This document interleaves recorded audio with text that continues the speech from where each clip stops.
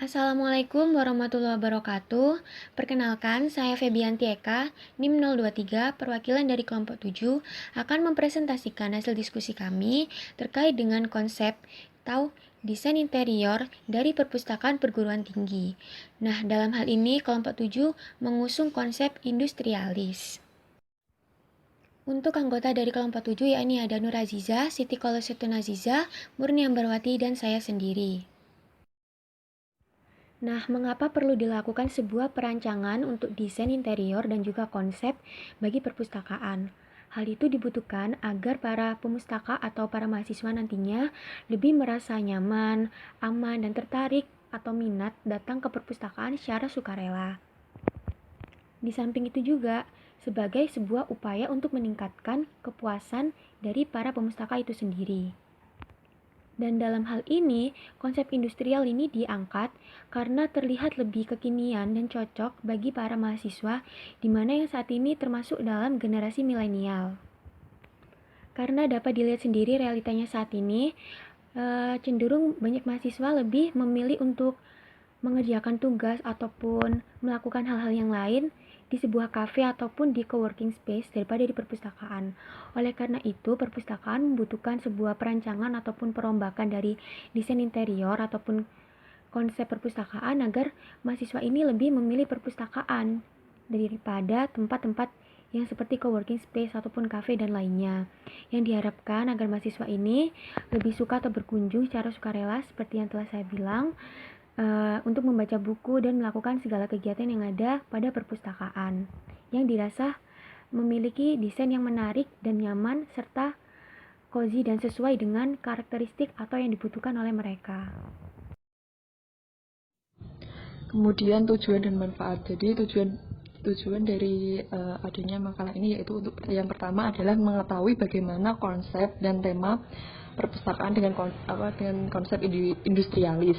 Terus yang kedua adalah mengetahui bagaimana rancangan dari desain interior perpustakaan perguruan tinggi dengan desain industrialis. Terus manfaatnya yaitu ada manfaat akademis dan manfaat teoritis. Dimana manfaat akademis ini yaitu untuk memberikan sumbangsi dan memperluas wawasan dan kajian di bidang ilmu informasi dan perpustakaan terkait dengan desain ruang pusat informasi.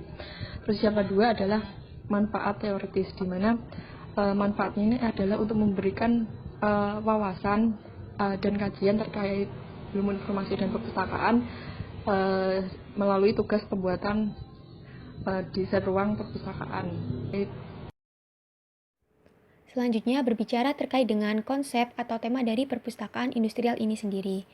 Jadi bahan dasar utama atau material utama yang digunakan dalam konsep industrialis ini lebih mengarah kepada bahan dasar seperti semen, batu bata, besi, baja, dan juga elemen kayu sebagai material utama bangunan.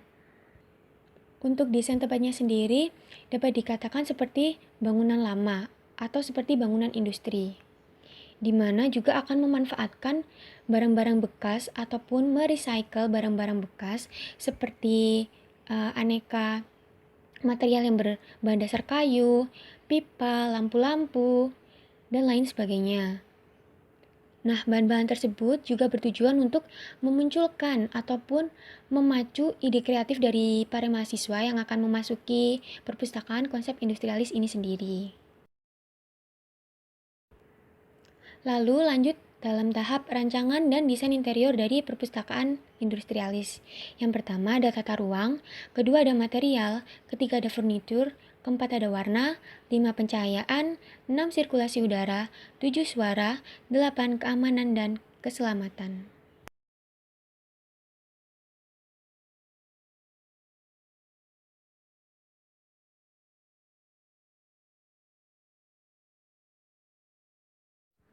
Untuk yang pertama, yakni terkait dengan tata ruang, ini dibutuhkan karena agar tata ruang yang ada ini tertata dengan secara beraturan, terletak dengan strategis dan sesuai, yang mana akan membuat para pemustaka ataupun staf dari perpustakaan ini merasa nyaman.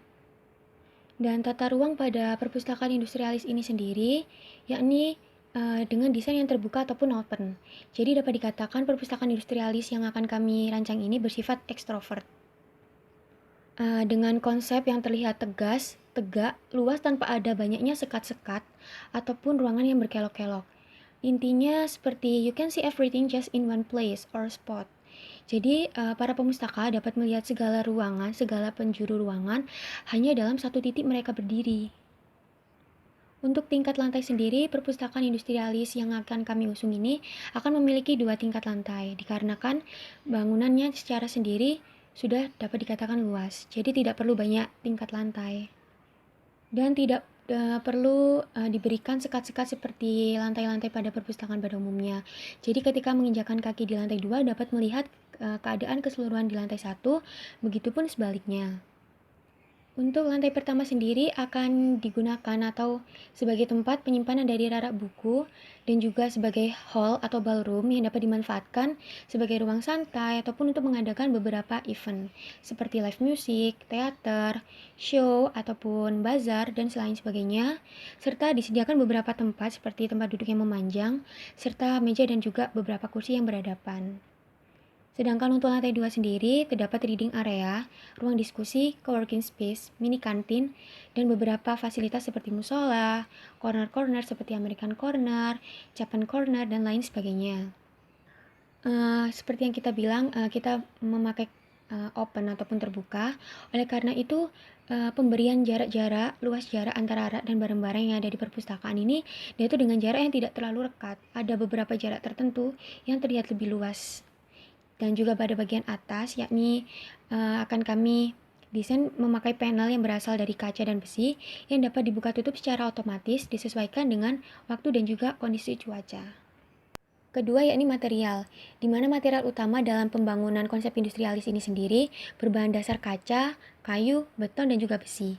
Di mana kaca ini dipilih akan digunakan untuk pada sisi-sisi gedung perpustakaan serta pada bagian atap gedung yang akan memberikan efek luas dengan nuansa yang modern juga agar ruangan tidak terkesan monoton. Jadi membuat orang-orang menjadi lebih merasa nyaman dan tidak mudah bosan karena orang-orang juga dapat melihat keadaan yang ada di luar perpustakaan. Selanjutnya kayu. Kayu di sini digunakan yakni sebagai pemanis agar tempat terlihat lebih estetik dan digunakan sebagai bahan dasar dinding, lantai, dan beberapa furnitur. Nah, untuk beton atau besi digunakan sebagai suatu pondasi utama dari gedung atau sebagai sebuah pilar yang akan menghubungkan antar tingkat lantai 1 dan juga lantai 2 serta menjadi pembatas beberapa ruangan. Dan untuk lantai sendiri juga dapat digunakan bahan dasar seperti semen. Dan untuk kayu, maksudnya untuk besi, ini dapat dimanfaatkan sebagai rangkaian penghubung dan penahan atap gedung serta bahan dasar sebagai rak buku. Ketiga, furnitur, di mana furnitur yang digunakan yakni seperti rak-rak yang berbahan dasar besi, meja kursi yang berbahan dasar kayu untuk memberikan kesan yang klasik. Selain itu juga dapat digunakan bahan-bahan bekas, karena konsep industri ini juga sering berkaitan dengan barang-barang bekas pakai ataupun usang. Contohnya seperti pipa, lampu-lampu bekas, drum ataupun tong sampah bekas, dan lain sebagainya. Keempat yakni warna, di mana dalam konsep industrialis ini warna-warna yang digunakan yakni warna-warna yang cenderung monokrom. Jadi yang cenderung seperti warna-warna gelap. Nah, hal ini agar terlihat lebih vintage dan grunge yang akan berkaitan dengan konsep industri. Contohnya seperti abu-abu, hitam, coklat, putih, dan merah bata yang akan memberikan kesan efek hangat, mewah, modern klasik, futuristik, dan juga nyaman.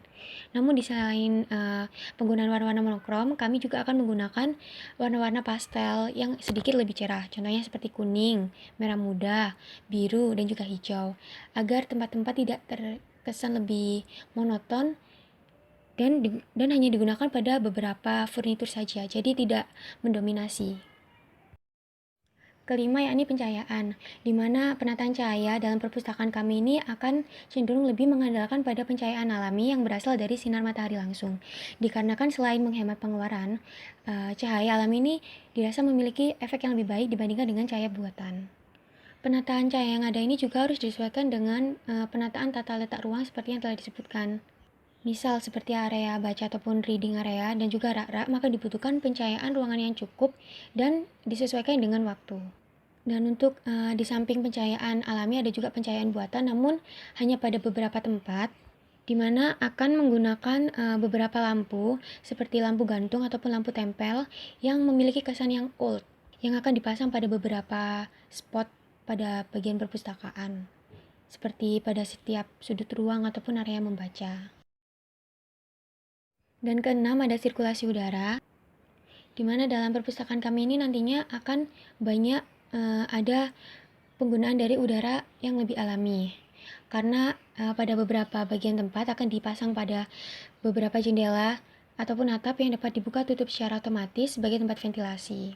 Selain itu juga sirkulasi udara yang ada, kami juga menggunakan AC atau air conditioner seperti pada area reading area ataupun di coworking space untuk memberikan efek yang sejuk dan segar pada beberapa tempat. Karena beberapa tempat juga akan diberi sedikit tanaman ataupun tumbuhan yang akan menyerap udara yang baik sebagai alur keluar masuk dari sirkulasi udara itu sendiri. 7. Yakni suara, di mana pengaturan suara ini juga penting dalam pembangunan sebuah perpustakaan, karena ketika situasi yang ada ini terlalu ramai ataupun bising, akan membuat para pemustaka ini menjadi tidak nyaman dan terganggu. Misal, pengaturannya pada saat di reading room ataupun pada area coworking space, di mana para pemustaka membutuhkan sebuah tempat yang fokus ataupun sepi dan tidak berisik, maka dapat diminimalisir ketika pembangunan menggunakan bahan dasar yang memiliki efek kedap suara, ataupun memberikan himbauan dengan menggunakan standing banner ataupun poster terkait himbauan agar tidak berisik pada tempat-tempat tertentu. Dan yang terakhir yakni keamanan dan keselamatan. Hal inilah yang menjadi elemen yang paling penting, di mana contohnya dengan memfasilitasi para pemustaka dengan beberapa peralatan dan juga perlengkapan yang akan menciptakan kondisi yang aman dan nyaman, seperti menyediakan alat fire detector ataupun pendeteksi api ataupun halnya kebakaran, atau RFID pencurian sebagai bentuk antisipasi dari adanya pencurian, dan juga contohnya dari hal yang sepele seperti lantai. Meskipun ada beberapa lantai yang menggunakan semen, tapi tetap kita harus memperhatikan bagaimana lantai tersebut tidak akan licin digunakan ketika ada disabilitas yang memakai kursi roda, dan memberikan pijakan tangan ataupun pegangan tangan pada beberapa tangga. Dan selanjutnya ini terkait dengan anggaran yang dibutuhkan untuk membangun sebuah perpustakaan dengan konsep industrialis ini. Dalam hal ini, kelompok kami menganggarkan dana sebesar 3 miliar kurang lebih, di mana masih perlu membutuhkan perincian dana yang lebih rinci yang akan bekerja sama dengan beberapa arsitek dan juga pemborong bahan bangunan. Oleh karena itu masih perlu dilakukan pertimbangan dan perincian dana yang lebih merinci lagi untuk benar-benar terrealisasi adanya perpustakaan dengan konsep industrialis ini yang sesuai dengan budget ataupun dana yang dimiliki. Selanjutnya adalah bagian kesimpulan dan saran, di mana kesimpulan yang telah kita ketahui adalah perpustakaan ini mengusung tema industrialis dengan berbagai penjelasan yang telah disebutkan sebelumnya. Kemudian untuk sarannya yaitu masih diperlukan perincian yang mendetail terkait dengan pendanaan yang akan dibutuhkan saat pembangunan, sehingga nantinya dapat mengetahui berapa anggaran yang pasti untuk membangun sebuah perpustakaan dengan konsep industrial pembangunan. Cukup sekian presentasi dari kelompok 7. Apabila ada salah kata, kami memohon maaf yang sebesar-besarnya, dan terima kasih. Wassalamualaikum warahmatullahi wabarakatuh.